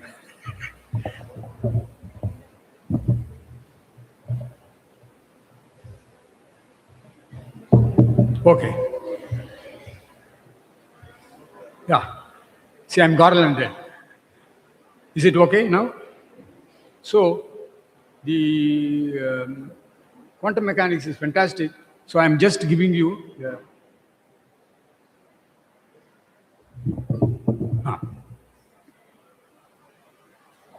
a glimpse of. Now, there are things like, so since I have only 15 minutes, I will tell you how to do reading. See, there is a beautiful book called, I forgot the name, it will come to me. Let me directly go to the end of it.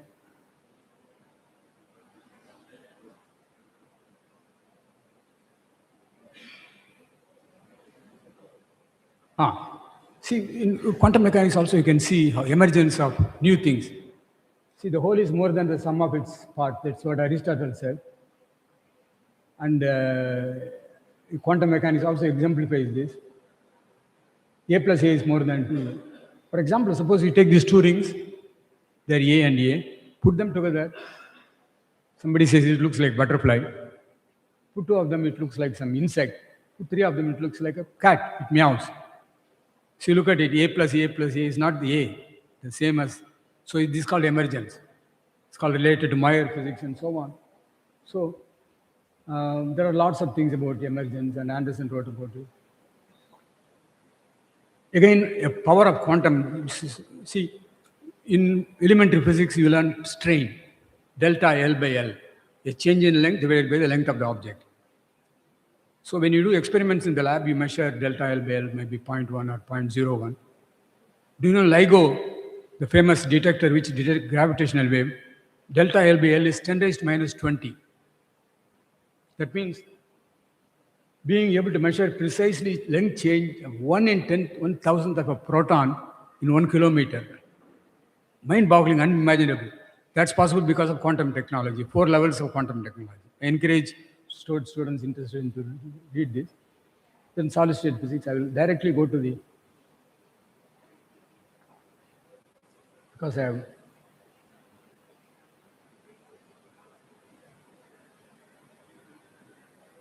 you know about room temperature superconductivity, in which a material loses its electrical resistance completely. So there is also associated Meissner effect because of the things can float. Then you can have magnetically levitated train. You can go 2,000 kilometers. So lots of possibilities. Again, a quantum phenomena. Kitazawa, my friend, had a dream.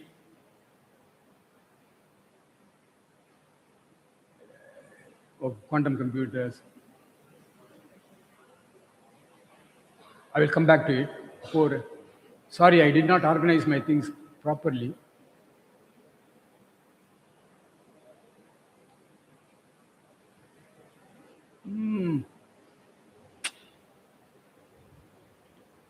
I wanted to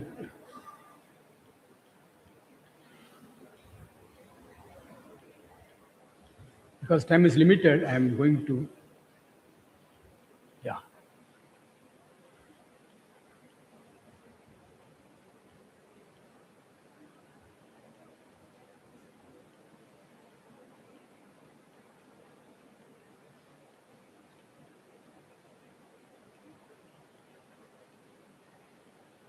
Good. I think this is what I wanted. See, I think Sudhir said about discussion in his taking advantage. Do you know Einstein became what he was because of the following? I'm talking to students. So you do not depend on your teachers. Try to understand phenomena around you in terms of physics you have learned. Group discussion is very important. So Einstein, when he became a student at ATH, what he did was he collected about 10 like-minded boys and girls and they started group discussion in the evening. They didn't watch cell phone or television or anything. Things were not there. So they used to discuss religion, philosophy, science at depth.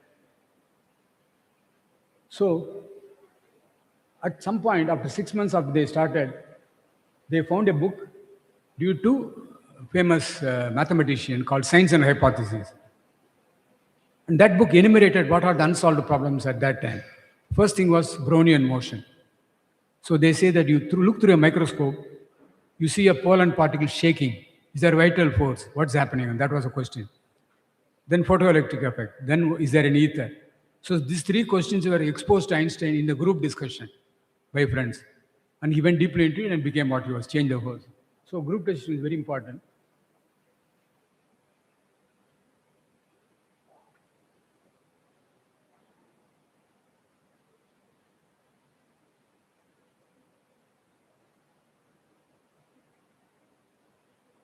Sorry,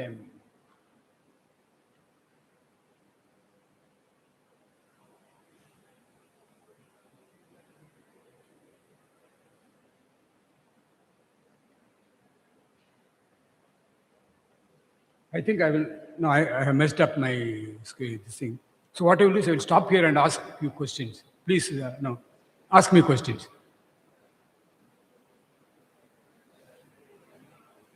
See, what happened, I wanted to organize my PowerPoint presentation. This morning I had because of shoulder pain, I could not operate my computer, so that was the reason. I'm sorry about it, but please, yeah. Any questions? I'm sure there are many questions.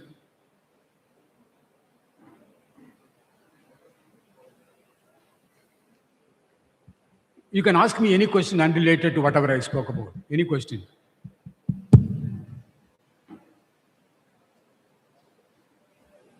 But I can tell you, I will not leave this room without 10 students asking me questions.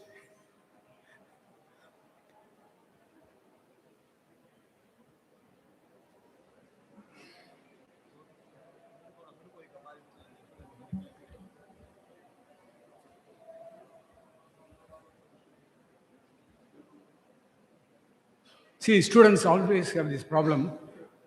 It needs a trigger. One person asks, then others start asking. Or when you have to go outside, then they ask questions. Yeah, please.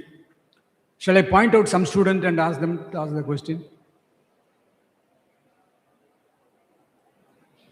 Yeah, the first girl. Please ask her. Please give you. Yeah, you have a question. I can see in your face. Please. Yeah, ask the question.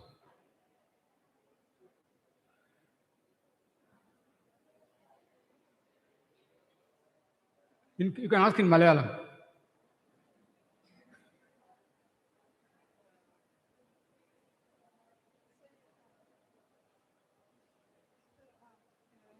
Louder, please.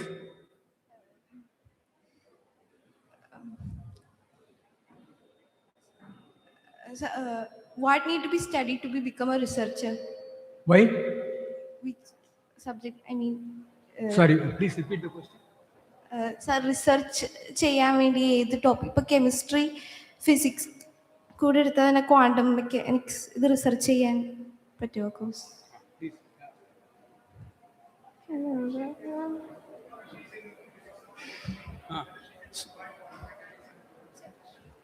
And So I can translate. wonderful, wonderful. Yeah, it's a good question.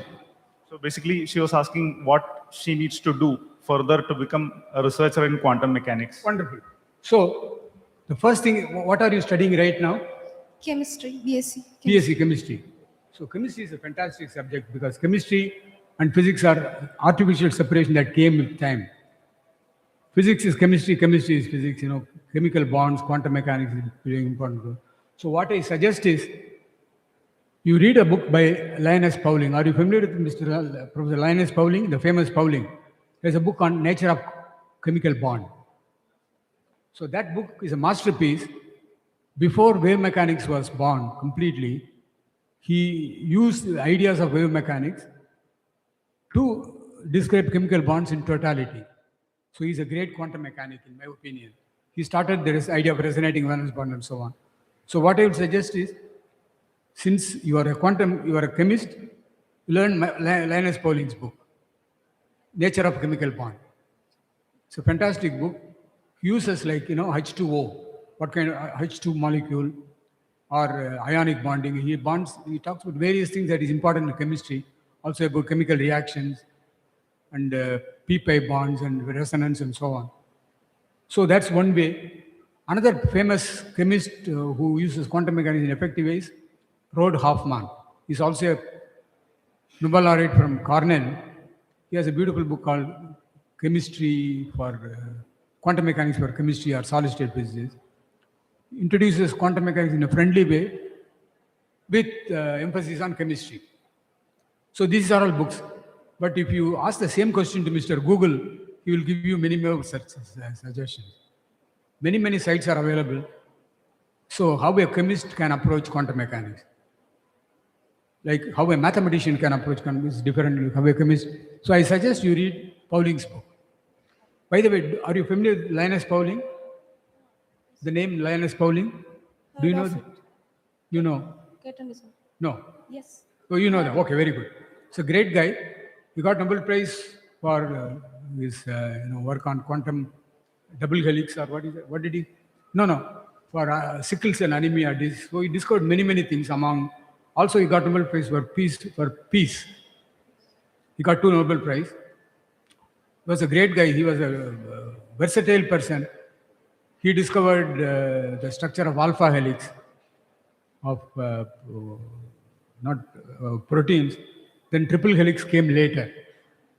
That's DNA. So Pauling is very famous for his intuition and use of quantum mechanics in chemistry in a very powerful way. So as a chemist, you should learn something from Pauling. And there are also a site about Linus Pauling's general articles on science and technology and so on are available in Caltech. If you go do a search of Linus Pauling's collected work, you will find a site. Many things can be there. Thank you, sir. Hi, sir. Thank you for the talk. Actually, I have a two-part question. Basically, I'm interested in knowing your experience with working with Nobel Prize laureate Professor Anderson. That's my first question. How do you see that? And second one is, with what limited knowledge I have about Professor Thanu Padmanabhan and his work, he, during his studies as well as during his life at IUCA as well as TFR, he gave a lot of prominence to peer learning, as you rightly pointed out, and as Professor Sudhir also mentioned, the importance of conducting these lectures. And also you mentioned about S. Chandrasekhar, how he got motivated from... Yeah. I feel like most of these physicians or most of these scientists, the kind of interaction they had during their even graduate days as well as during their work, they gave prominence for peer learning as well as interaction with the peers. Yeah. Regarding the work out of the syllabus, basically. Yeah, right. So I would like to know what is your message to the students who are here on how to improve, especially there might be many students, maybe we can find a future Thanu Padmanabhan here among Very good. Thanks for the question. Thank you. See, my meeting Professor P.W. Anderson was accidental. So I always say that whenever you have an opportunity, if you listen to a colloquium, please go to the colloquium in your department. listen to the talk.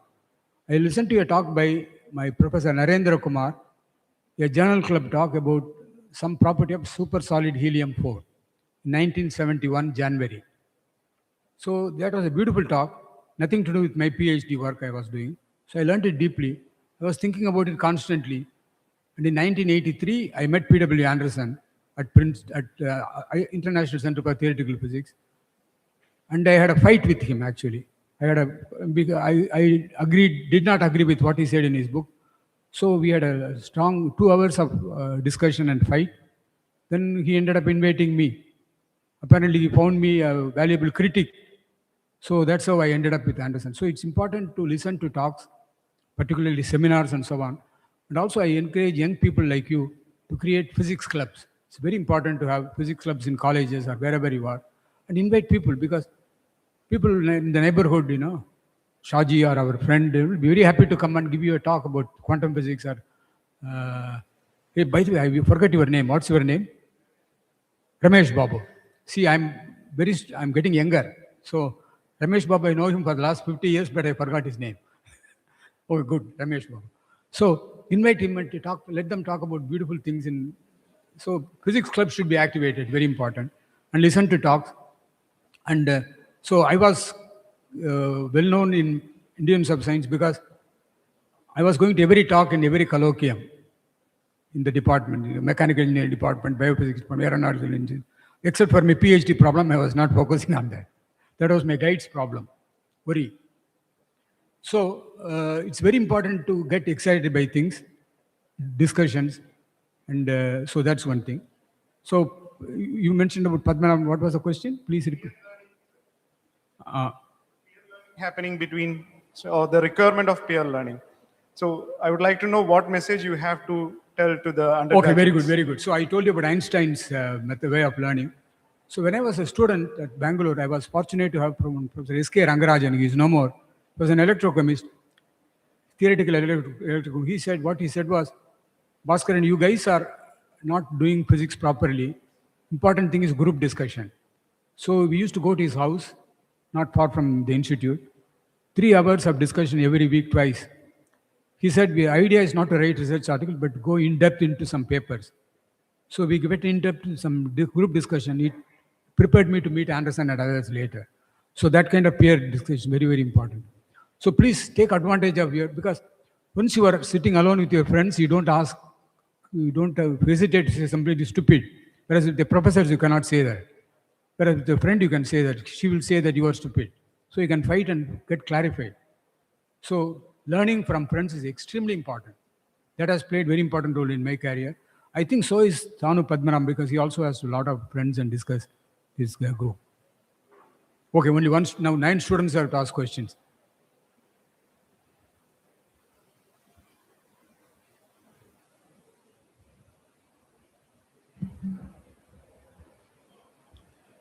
Sir, I'm not a student, but I was your student. We are all students of nature. So let me ask you one question, which I hope most of the students have in their mind, because most of the students are in physics or chemistry here. So let me also pose this question in Malayalam, so that it would probably prompt them to ask more please questions. Translate it in Tamil. Yes, definitely. not in Tamil, but English, because it would require another translator. Okay,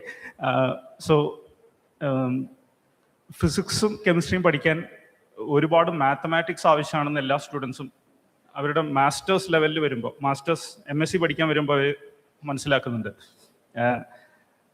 ഇത് ഒഴിവാക്കിയിട്ട് പോകാൻ പറ്റും?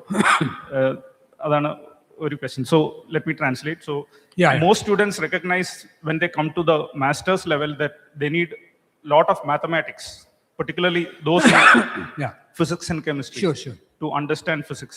Is there a way to avoid this and to grasp physics through other means? I'm asking you this question because I have heard you lecturing on many deeper things without really making use of board, but you are quite comprehensible, quite understandable in your lecture. You used to wonder how you used to deliver this. Let me tell you. So this is a question I think most students will have. Can we Is there a way to learn physics or chemistry by sort of intuitively without without too much of mathematics? But as I told you, showed in some place, mathematics is the thing that has given us power. See, physics is what it is. It is because of mathematics. Because of I can explain in a hand waving way, fashion, many things, but I cannot calculate. See, in order to make it calculate, you need mathematics. That's what Einstein's equation tells you. Einstein, suppose, it's very important. Einstein's general equivalence principle is very simple to understand. So, if freely falling lift is equivalent to curved space.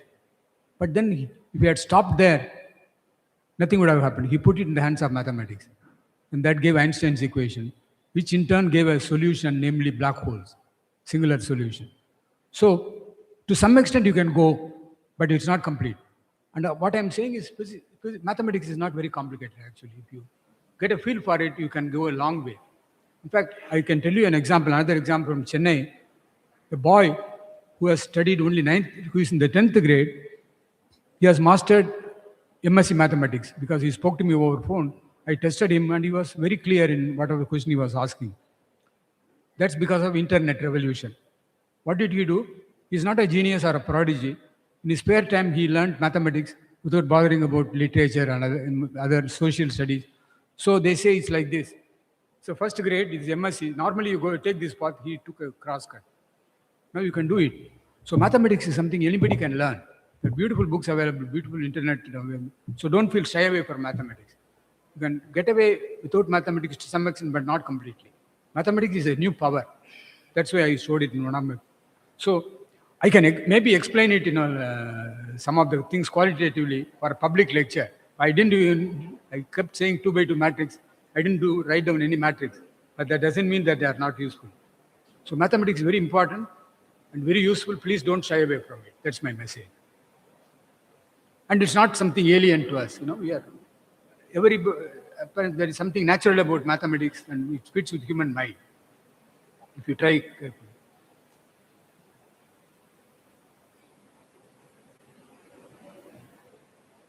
I can see hungry and angry faces. Okay.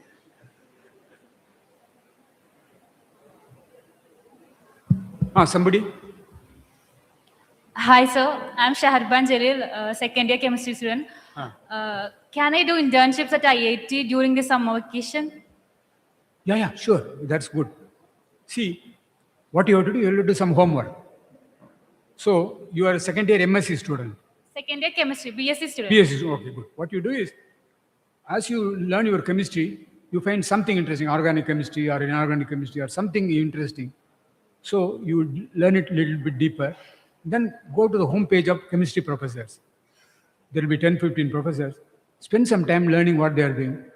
And then write to them the specific questions that you have in mind or specific collaboration that you do. Then they will select you.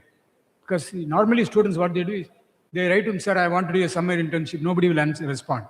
But if you do your homework, prepare yourself to be a good collaborator of that person, he or she, then you will get it. So that's a trick. In fact, this is what I keep telling students. Because many students come to Princeton from China for summer internships and so on. And what they have done is precisely this homework. For example, you find what is your own strength and do some light statement of purpose. And if possible, do some research on your own. Because these days, the research is possible by anybody. And then contact the person in IIT Madras or IIT Tirupati or ISER Tirupati, anywhere. Or IIT Palakkad. So there are many opportunities available, provided you do some work. Tamil la solluvanga adavadhu, you don't throw a stone closing your eyes at a mango. Kanna moodittu manga eri kalla eriyakudadu. You have to aim something, and so that aim and it's in your hands. These days, people say that opportunities are less. That's not plenty. There are many institutes, many excellent people. They are willing for good collaborators. So you'll be a good collaborator. Do this homework study. Thank you, sir. Yeah. Sir, as you were talking about quantum, I would like to ask you a question regarding a research in quantum chemistry. As if I want to do a research in quantum chemistry, what will be the best topics I could choose which have relevance and scope in today's world? In? Quantum chemistry. Oh my God. See, I'm not a quantum chemist, but there are Okay. many. Okay, so let me tell you. My favorite thing is something called quantum biology. Do you know that, chemical reactions are quantum mechanical? There are energy barriers and so on. And then people thought that in biology, quantum mechanics stops at the level of reaction rates and so on. Just stops there. Otherwise, it's classical. But there are many surprises phenomena. There's something called, since you are coming with chemistry background and quantum, you like quantum mechanics, quantum biology is a good. Do you know birds fly from North Africa to South America, 2,000 miles, unaided by any clue? There is no sunlight, they fly through the cloud and so on. So what guides them? So there is a beautiful idea of quantum entanglement, which was given by my friend Klaus Schluten, who is no more unfortunately. He said somehow quantum spins are involved, nuclear spins are, which are decoupled from the environment, they get quantum entanglement. That's playing a role, and it's experimentally confirmed. Similarly, photosynthesis, you see green plants everywhere. The way energy is transported is quantum coherent. That's an experimental finding. Similarly, enzymatic reactions, there is quantum coherence and quantum phenomena. So from my point of view, I can point to quantum phenomenon in biology, which has connection to chemistry and biology and quantum. I don't know about, because if you talk to a quantum chemist, they will say something else. I do not know. But since I'm interested in quantum biology, by the way, another thing I will tell you, we have discovered quantum mechanics maybe in the last 100 years. But nature knew quantum mechanics for 3 billion years. So nature uses quantum mechanics in ways unsuspected in biology. So I wrote an article saying that all phenomena that you have discovered now and going to discover some form or other there in biology. We look at it carefully. Because nature is extremely rich. It's very regulated and so on. So there is a lot of scope there. Thank you, sir.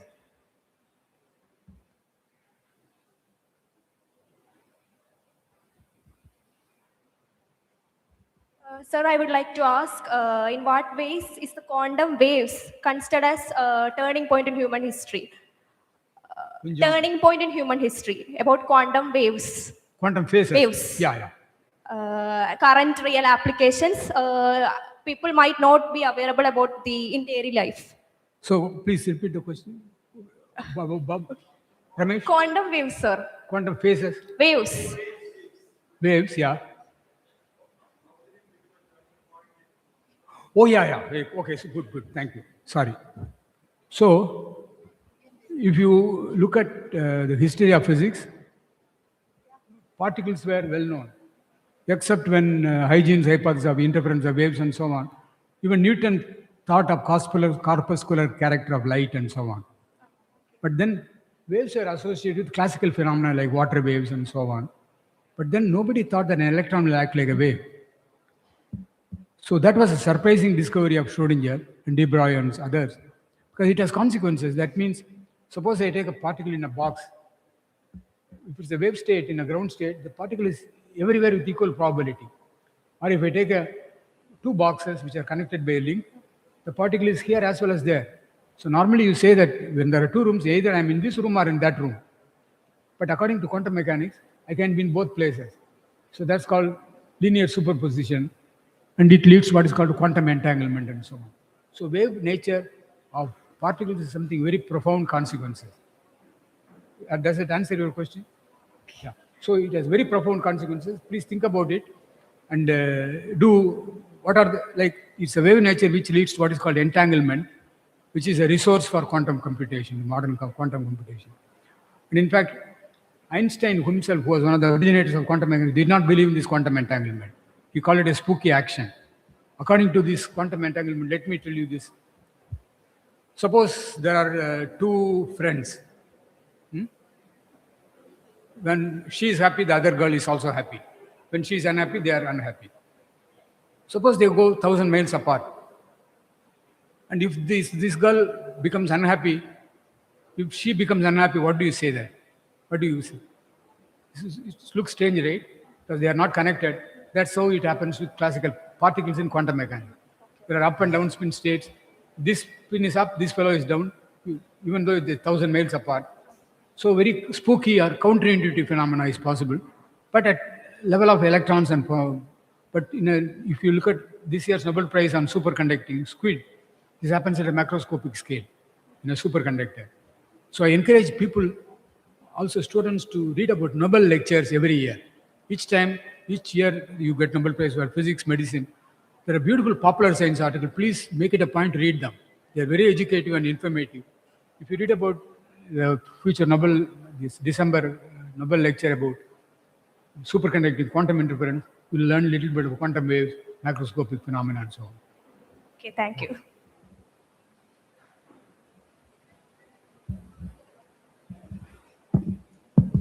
Sir, I am a teacher and I have a very fundamental question. In classical mechanics, it's very easy to teach angular momentum and to give the students some idea about angular momentum. It's due to the rotational motion. But it's very difficult to teach students about the angular momentum in quantum mechanics. Can you explain some concepts related to quantum mechanics in quantum mechanics point? I want to answer this About question. the angular momentum. Angular momentum. Angular momentum of nucleons. So let me start with Bose. What did Bose say? Bose said that it's well known now that photons are particles, they carry angular momentum, value 1 or -1. So he didn't think about a classical top which has continuous value. He said if they have discrete values, it works. Then later, Pauli also said about electron spin or angular, quantized angular momentum. So that's why Feynman says, shut up and calculate. You should tell the students, shut up and calculate to begin with. Then they will, because nobody understands why angular momentum is quantized. It follows from some prescriptions. If you follow Dirac theory, Lorentz invariance and other things tell you angular momentum is quantized. That's all. Why Dirac theory is what it is, we do not know. So the foundations of quantum mechanics still we do not know why it is there. At least classical mechanics, we have some good understanding. So many foundational questions are there in quantum mechanics. So it's Feynman says, don't worry about it. Shut up and calculate. Because the rules are very clear. Once you use the rule, you can get Nobel Prize by calculating. You can politely tell the students to calculate. Sorry, I hope I have given you the right answer. Yes. So you are right. See, with the spinning top, angular momentum is very clear. But with the spinning electron, how do you say just two states of the angular momentum? Two discrete states. That's where quantization, the hypothesis comes, quanta hypothesis. It's very difficult to convince the students about this topic. So, you'll have to be frank with the students. You can tell them nobody understands it, but it works. Okay, thank you, sir. Yeah. Quantum mechanics angular momentum concept. Nucleons angular momentum another point. Spin. Louder, Ramesh. What did you say? Spin and angular momentum. Yeah. Sure. Yeah, I'm talking about spin angular momentum. Yeah, spinning top, for example. Orbital angular momentum is also quantized. That's according to Bohr. So everything is a mystery. I'm not sure. Probably.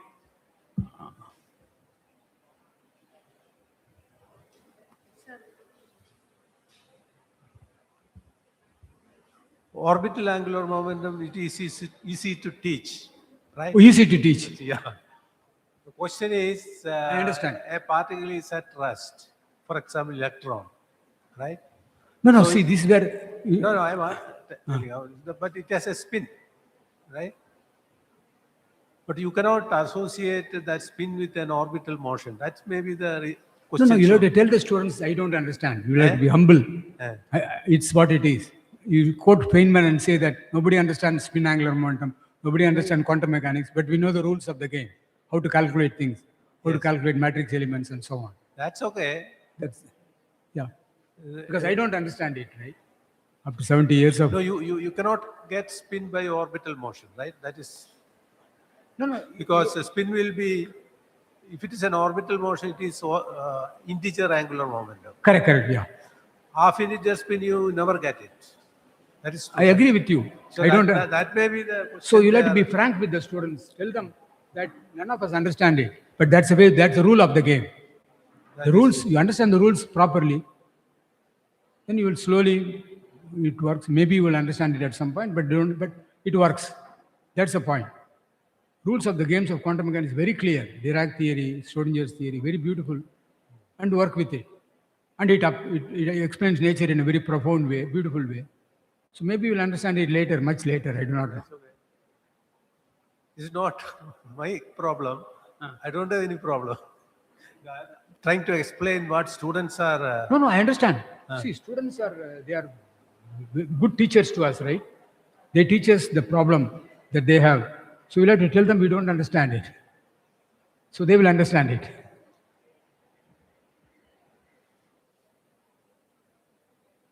No. See, you may not be able to become a popular teacher, but however, let be honest to them.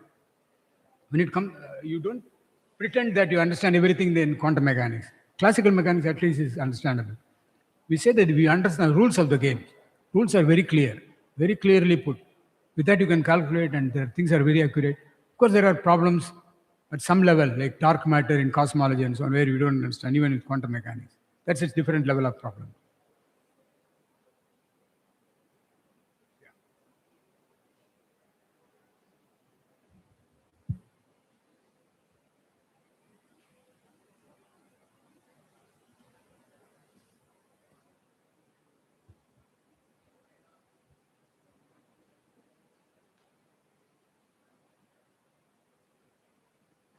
Hello, I have a question. It's about dark matter. Do the dark matter requires a new particle beyond our current models, standard models? Can somebody tell me the transit? Sorry? Okay. Dark matter. It's about dark matter. Okay, so now, if you ask the question, what is a major problem in physics? Some people say dark matter, dark energy, right? That's what you are asking. Yeah, I'm asking, do the dark matter require a new particle beyond our standard models? Exactly. So or is it our limitation of gravitational theories? Yeah, so there are various opinions. At least I know 10 theories of dark matter. 10 theories. Something called weakly interacting massive WIMPs and gauge particles and quark nuggets and all kinds of things. But there is no experimental evidence that any of them are true. Maybe, as you say, gravitational theory may be wrong. So we do not know. In fact, I encourage you to listen to Paddy's lecture. His colloquium, he touches upon this point, how ignorant we are. Apparently, if you look at the universe, 5% of the matter alone is visible matter. Others are dark matter, dark energy, and so on. So that shows our ignorance. We should be honest about it. So there are 10 theories. I have one theory, but I have not written about it. Could you explain that? Some Sorry? of the theories. Could you explain? No, not now. People get angry with me. No, I can explain it to you later. Okay. Yeah. So, but the physics is so rich. Since we don't have any experimental guidance, we can speculate. So, at the moment, cosmology, even though it's very powerful in terms of experimental results, it's not still large enough to eliminate 9 theories. Because finally, only one theory has to be right, correct? But we don't know the experimental. So, it's experiments which eliminate theories. So, at the moment, because of lack of experiments, we don't know what is the right one. There are aesthetics. Some people, since they come from some direction, they may like some theories. Like I like something called quark nugget theory due to Ed Witten, but others don't like it and so on. But I'm glad you are worrying about dark. I am worrying about dark matter, namely carbon. To me, the dark matter is carbon, because carbon is a superconductor, There are experimental evidence that the room temperature superconductivity in carbon, but it's not reproducible. It's kind of elusive. It's very unstable and so on. So I'm worrying about dark matter from that point of view. Thank you, sir. Okay. Thank you. Thank you for explanation. Any more question? No. Yeah, could you explain some of your theory, your own theory? You said that before. How? Could you explain your theory about dark matter? Not now. It will take half an hour. I will, yeah. Even just I cannot do. I will tell you that.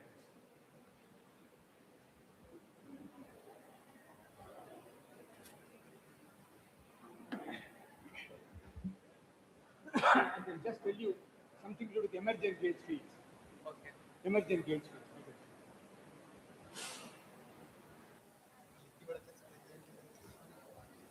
Thank you, sir, and thank you all of my students for such a session. So now I invite all the dignitaries to take their places in respective places in the stage.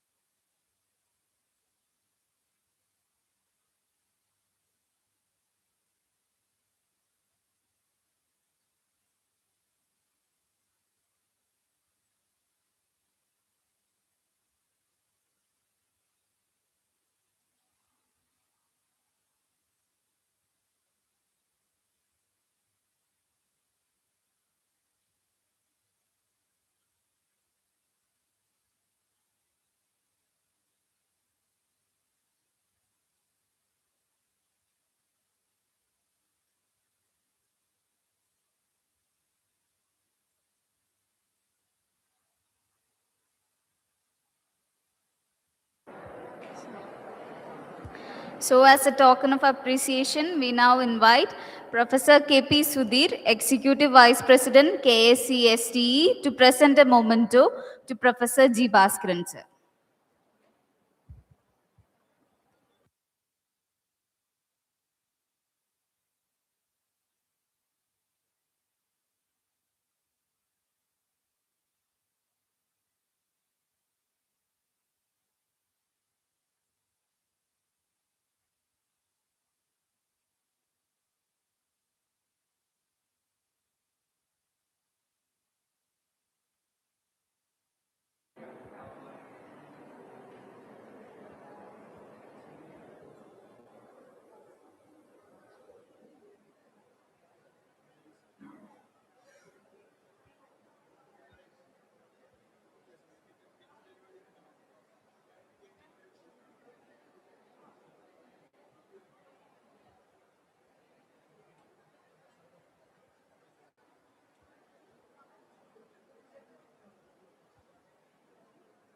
Thank you, sir. With this, we are nearing the end of today's session. To formally conclude the proceedings, I invite Sri Arjun Prasad, sir, scientist at KSC STE, to deliver the vote of thanks.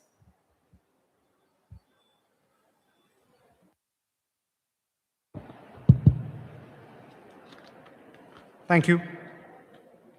Good afternoon to one and all. On behalf of Kerala State Council for Science, Technology and Environment and the organizing committee of this Thanu Padmanabhan Memorial Lecture, it is my privilege to propose a vote of thanks for today's program. First and foremost, I express our deepest gratitude to Professor K.P. Sudhir, Executive Vice President KCST, for presiding over this function and for his continued leadership and guidance. Thank you, sir. Our deepest appreciation goes to the eminent speaker of today, Professor G. Bhaskaran. So your lecture on riding on quantum wave was not only enlightening, but also deeply inspiring. It's our privilege to hear your experience with Professor Thanu Padmanabhan on his work. We are truly grateful for your presence and the clarity and passion with which you delivered today's lecture. Thank you, sir. I extend my sincere gratitude to the Principal, Union Christian College, who unfortunately could not attend the function, and also to the Principal in charge for his warm welcome and for hosting this memorial lecture with such enthusiasm and support. Thank you. My heartfelt thanks to Dr. Siju Sia, Junior Scientist, KCST, for the thoughtful introduction to Professor Thanu Padmanabhan, reminding us of his pioneering contributions to gravitational physics and cosmology. Thank you. I also thank Dr. Reshmi, Assistant Professor, Department of Physics, for her kind introduction to our distinguished speaker and for setting the stage for today's session. She has been a constant support in organizing this lecture today at UC College. Thank you. We thank all the participants, including the faculty members from the college and other colleges, research scholars and students of Union Christian College and all neighboring colleges for their active participation and for creating an intellectually stimulating atmosphere. A special word of appreciation to the Department of Physics and the organizing team from both UC College and KCST for their meticulous planning, coordination, which ensured the smooth conduct of this program. A special thanks to the members from KCST R&D institution, NATPAC, for attending this function today. Finally, we remember with deep respect and gratitude Professor Thanu Padmanabhan, the great scientist, whose life and contributions continue to illuminate the path of science, innovation, and public service in our country. Thank you all once again. Thank you, sir. With this, we conclude today's session. Before that, I would like to remind all of you to complete the registration by scanning the QR code, which we have placed in the front desk, so we can issue e-certificates for all of you people. Thank you.